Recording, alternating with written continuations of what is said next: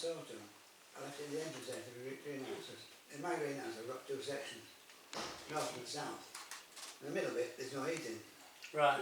So I put that in the middle of no heating and it gets down to about 5 or 6 at night.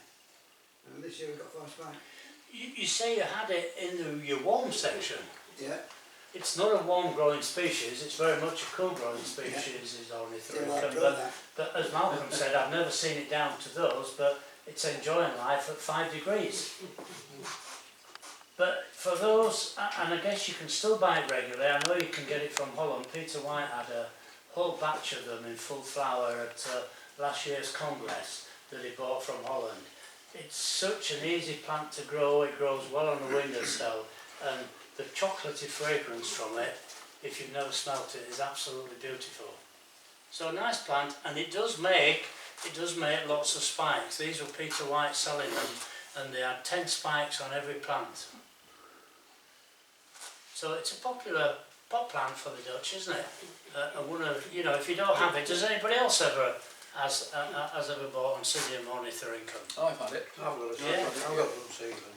I certainly used to have it when I had my cool greenhouse, and it's such a fantastic thing to see in your greenhouse. Yeah, it's enjoyable. I was used to sit on the pitch and windowsill, and it quite like that. Did it?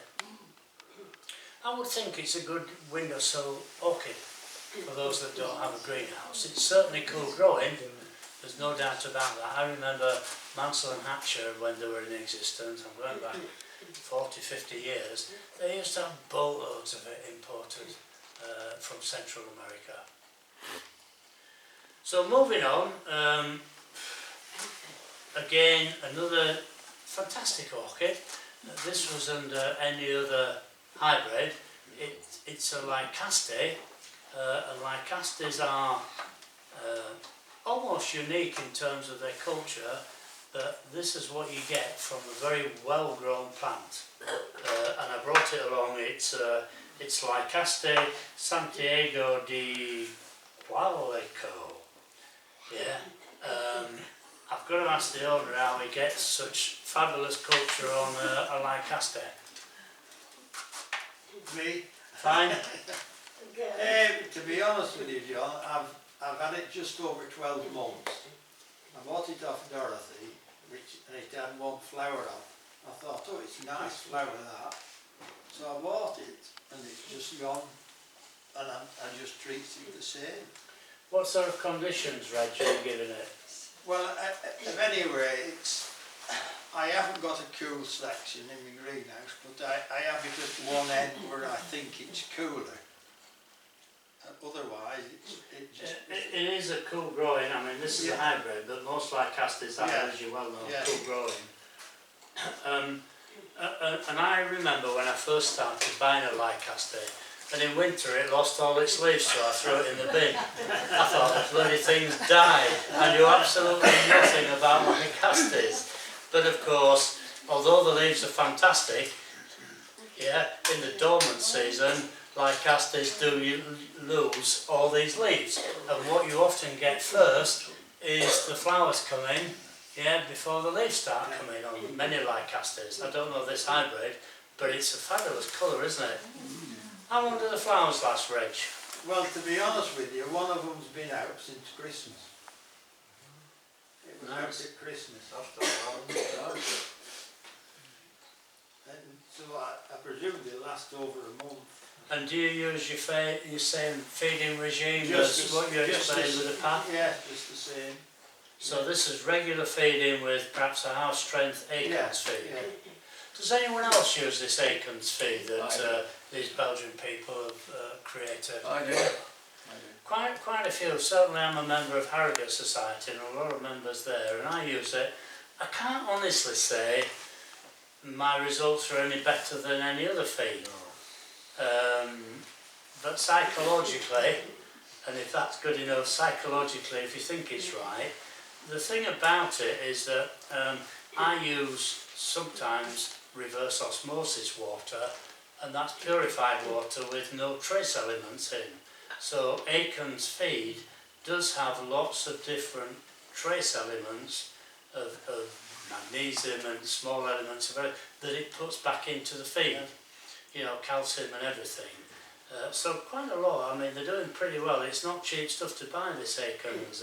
It's a copy of the MSU, isn't it? It is. It was developed in America, Eddie, you're quite right, and it's an American, if you read the background, it was American university who I believe developed it originally, and I believe Acorns are the European distributors of it nowadays. So whether, I still think it's made in America and shipped to Europe for them to sell.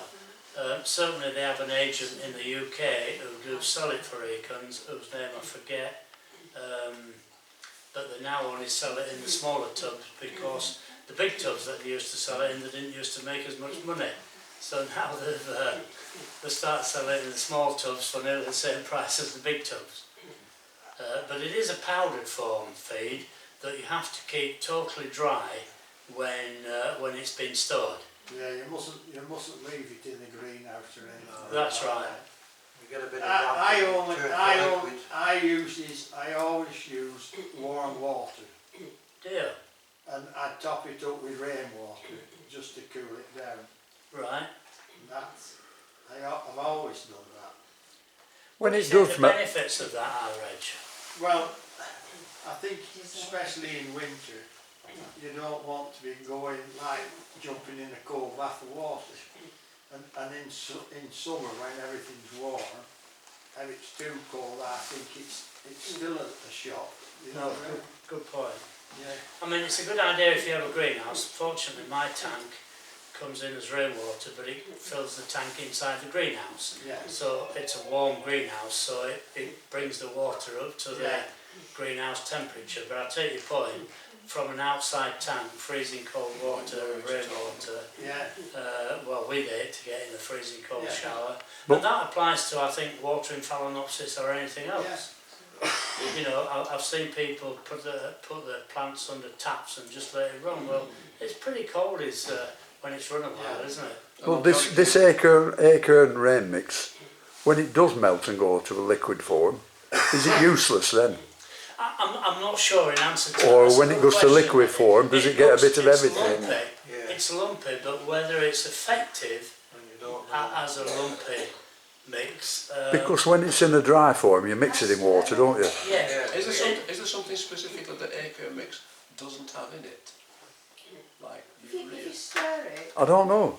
I think Acorn Mix has something, but doesn't have something that a lot of things. Well, there's a lot of mixes don't have calcium in it. Oh yes, for sure there are, yeah, for sure. But I mean, reverse osmosis particularly, although they call it rain mix, originally I think it was developed for with rain. rainwater. Yeah. Yeah, but it works equally as well with reverse osmosis. Certainly my feed tank is all RO water with Acorn's feed mix. But I take the point, and I think there's a lot of there's a lot of strength in the argument to feed perhaps even a quarter strength every time you feed, than full strength every 3 or 4 waterings. But how do you know how to measure it when it's turned to liquid? When it's well, I know how much water my tank holds. No, so but I know. I mean, the rain mix, when it's gone to liquid, how do you know how much? Oh, I've never had it as liquid, but it does. If the It does go slightest to amount of moisture gets in, it does go in lumps. You can't stop it, it just goes more and more to liquid. Well, then you'd have to use a TDS meter, won't you? When you Well, Yeah. you can- and they're only cheap. They're less Yeah, than they a tenner are. to I buy. just bought a new one, my old one packed in, which I paid previously about 60, 70 quid. I bought one for about £5 on eBay. You can, yeah. A modern TDS meter now, just 2 weeks ago. And if it lasts for 12 months, you can throw it away and get but you get don't another know one. how it's broken down when it goes to liquid. eh? No. Well, you know the. when you mix in water, you stir it, I know, but you you know, don't then know. you test it. When You it don't was, know how all the was break down chemicals. when it goes in your tank, wasn't it? But all the, I don't know. I've never had it liquid. Yeah, I mix but mine I first. mix I mix mine mine fresh first. every time. I mix mine first and then I put it Yeah, in the tank. every time. I just spread mine into the tank. Yeah, I do too. Yeah, I just I pour it only- into the Yeah, tank. I only do it as I need it. What I will do, every now and then, I will take a sample. Does it still stay the same though over the days and weeks in the tank? It's an Well, interesting what I will argument. do, what I do Yeah, is, that's, is yeah. every fortnight or 3 weeks or so, I take a meter to the I take a sample of the water out of the tank and take a litre to And it. is it still the same as when you first mixed it? Seems to be. That's only measuring the salt content, Oh, really. yeah. So you might argue, it's an interesting question, is how long does it last once it's mixed? Yeah, I only use And it as needed. we all have our views, It's so but I've no easy. answer to whether it lasts Yeah. a month, 3 months in the I tank mean, or not. It's so easy, isn't it, to just put your little tiny spoons in that you know how Yeah, much yeah. you need in a Yeah, bucket, exactly. mix it and then use it. I never keep it like you and John, No. so You know I it have it like fresh Because every I'm time. lazy, you see. Cause And I'm lazy too, so I have a 30-gallon tank and I fill it up and then put the right amount of feed in it, yeah. because I'm feeding around, most frags I'm feeding around 400 parts per million. Every time. Yeah, but I don't do it every time. No. The point taken, I'm using it probably every 2 or 3, at best, every third watering.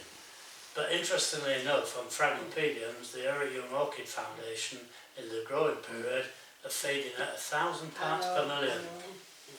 I know. Now you think, wow, but don't get me wrong, past one, but frags are big feeders in the growing season. And I will say mine are growing exceptionally well. I only grow those of Miltoniopsis, but both are growing exceptionally well. So Members, when we paid what we paid, Yes. registration and stuff, Yes. do you have to have a ticket or? Yes, you'll get. What will happen if you register for the Southport Flower Show? When you first get there, there'll be a registration desk, and you go to the registration desk, and you will get a letter from me with all sorts of bits and pieces in, and you'll get, believe it or believe it not, you'll get a nice little attach case with all sorts of other stuff in it, and goodies. The Southport Flower Show are actually sponsoring the paying for all the registration documentation. Southport Flower Show is a different. Southport Flower Show is a big show in Southport in August.